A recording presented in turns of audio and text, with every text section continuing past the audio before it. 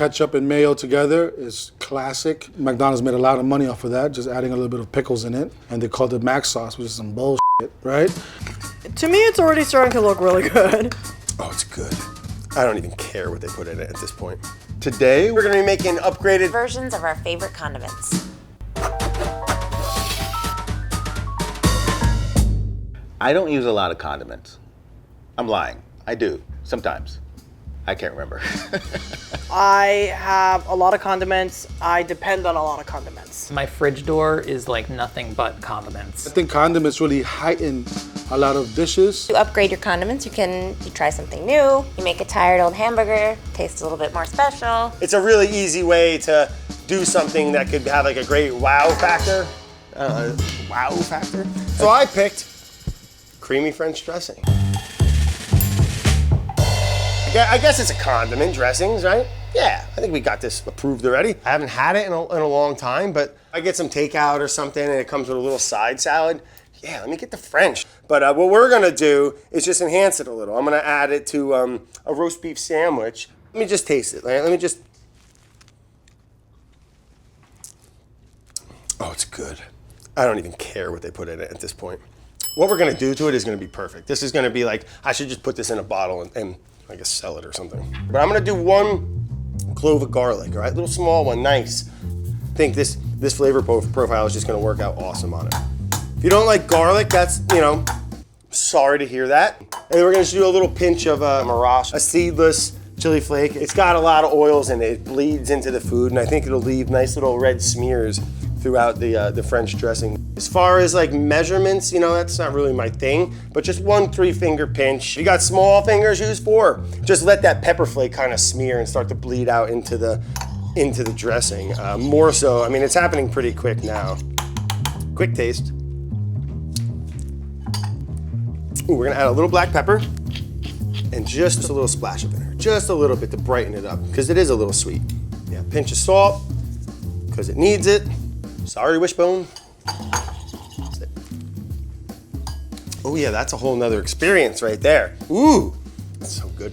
Just enhancing something simple like that and changing the color a bit, it just really takes it from like, oh, I poured this out of a bottle, which is fine, into something like a little bit more layered with flavor, a little bit more thoughtful, which is what we're trying to do here. So now that we got that, I think it's perfect. I could have made a little more, but I didn't want to be wasteful. We're just making one little sandwich here. Real classic little, roast beef sandwich. We'll go heavy on the roast beef side because that makes a lot of sense, Look at that. A little rye bread on there. Oh yeah, baby, look at that. Mmm. Kind of perfect for a roast beef sandwich, I gotta say. And it's almost like a weird little riff between French dressing and another favorite of mine, which I think starts with French dressing, which is like, it turns into a Russian dressing, right? Like, I don't know who comes up with these names, but a little more garlic, knock yourself out. You wanna add a little fresh horseradish, like I said, instead of in the cheese, or do anything, just play around. I think that's the point of it. And remember, when we're doing things like that, just follow your heart. So I picked ketchup. It's the only one that was left. Everyone picked everything else.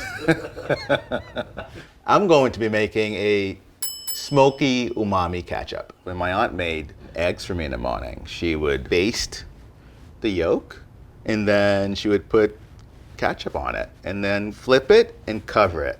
The ketchup will get toasted. And so up to this day, I still kind of toast my ketchup.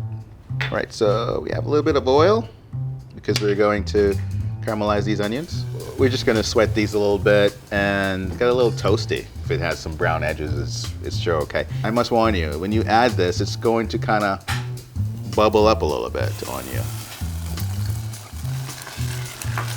And then add a little vinegar. And it's crazy to add vinegar to ketchup, right? Because it's already has it in it, but when you warm it up, you taste the sweetness more, so you want to balance it out again. That's the anchovy paste. It's gonna give it some umami flavor and then some smokiness from the smoked paprika. I love smoky things, clearly. Black pepper, and that's it. When you warm it up, everything gets homogenized. Pepper flakes release their oils and also the flavor gets heated. I usually like to burn it, or what we call scalding or scorching of it. Almost like you chart it outside in the grill. So like this is kind of like mimicking like a barbecue sauce almost. I don't know if we're gonna get a burn here, but I think it's ready, it's fine. Here's my smoky umami ketchup. Sunny side up egg.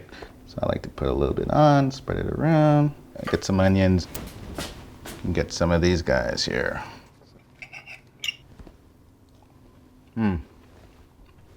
It's spicy, it peppers, the umami. It's almost like the ketchup gets more concentrated from the heat.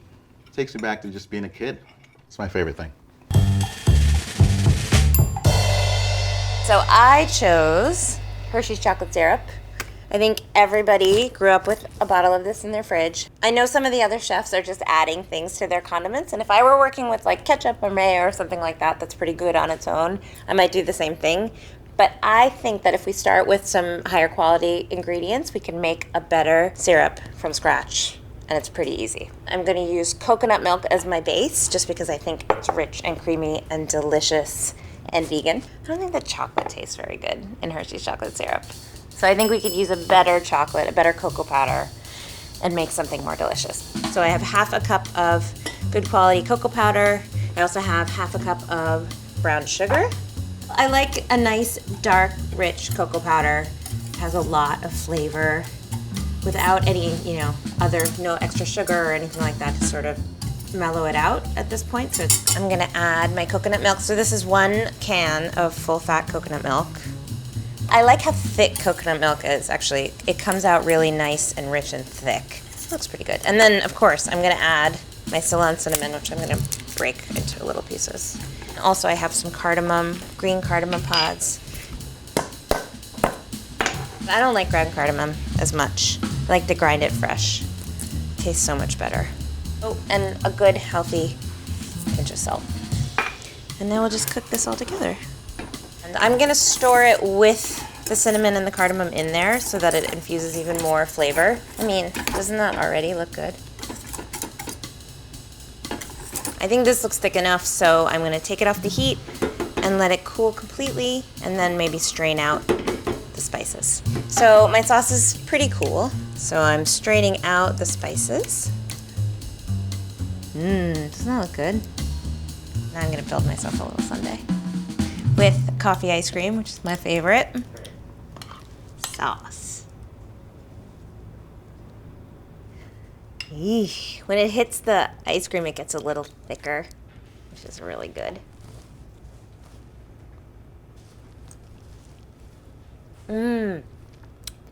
I left the cinnamon in there for a long time, so you can really taste it. It's perfect with coffee ice cream. Delightfully rich and spicy and delicious. I don't think there's any contest. No offense, Hershey's. The condiment that I will be upgrading is Cholula.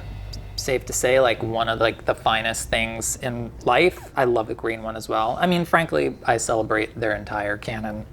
Brings acidity, it brings salt, and it brings heat, but it certainly doesn't really bring sweetness. And I find Cholula really is wonderful on its own, but when combined with something sweet, is like a ready-to-go kind of glaze or finishing based or dipping sauce. So we are just gonna combine, just like totally by eyeball, a bunch of Cholula. Upgrading a condiment could just be, kind of like incorporating a flavor that it doesn't already have. One of the things I like doing is mixing Cholula with a bunch of honey. Like that totally qualifies. Mixing mustard and honey. I mean, whoever figured out that one is probably a very wealthy individual right now. Sometimes it's just, it's just about rounding out the flavor of the condiment to give it just a broader spectrum of flavor. Be with you in a minute. Oh yeah. This is it. We did it. It's already happened.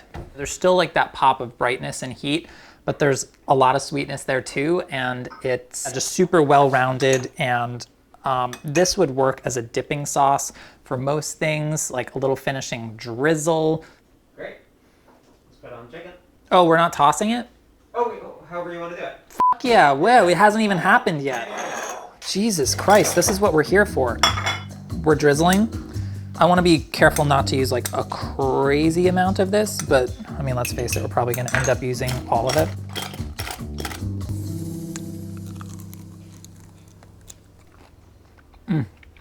Hold on, I'll be right with you.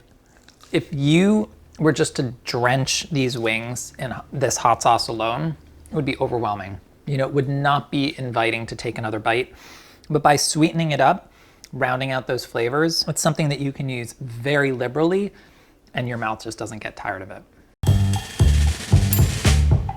I love mustard. Doesn't get as much love as mayo and ketchup. What I really enjoy is Southeast Asian food, obviously because I'm from the Philippines. So I'm gonna make a dipping sauce, a spicy Thai coconut mustard. Mustard itself has already all the spices to it, a little bit of tang, and the coconut is gonna give it that kind of balance that it's looking for. So what we're gonna do first is take a little bit, I'm gonna take about a quarter cup of Dijon mustard. All right, so we're just gonna take the top of the coconut and you're gonna get this cream right here. The coconut and the mustard is gonna work together, having kind of that sweetness factor to it, but also is gonna give it a little bit of fat. As you can tell, the mustard is already a little bit lighter in color, which is great. So we're gonna add a little bit of salt just to open it up a little bit more, a little bit of black pepper. I'm gonna give it a little bit of turmeric just to give it a little bit more color, a little cayenne for heat. Then I'm gonna, this is a little bit of lemon juice. I'm gonna see where it's at after I put it in.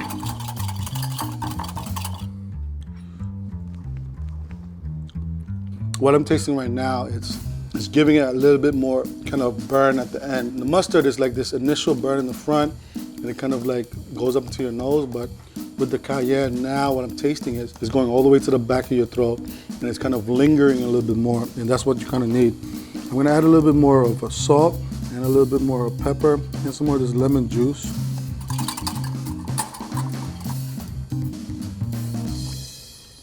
Yep, there it is. The coconut is in the background a little bit. Here it is, spicy Thai coconut mustard. I hope they can feel my anger through this. I'm gonna go ahead and taste with fish and chips.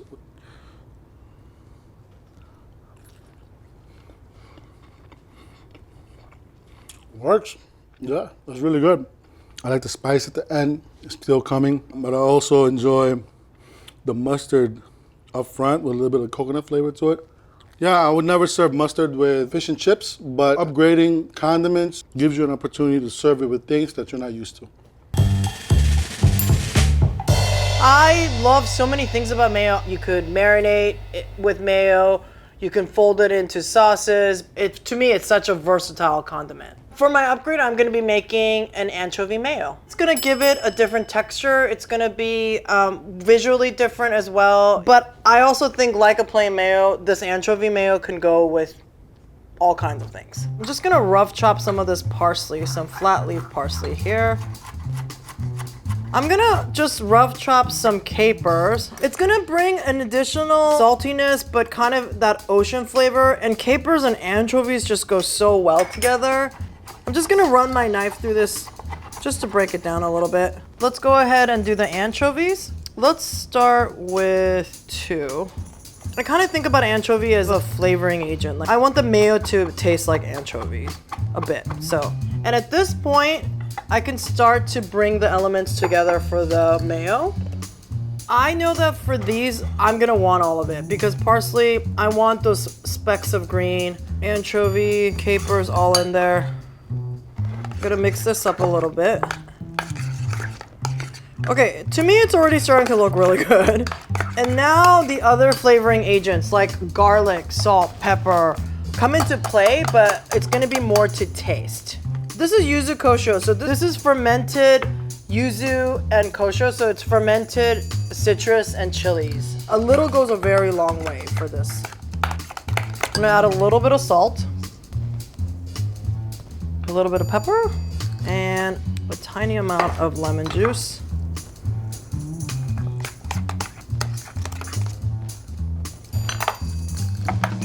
Honestly, I think we're there. You know, sometimes you have to know when to stop. Okay.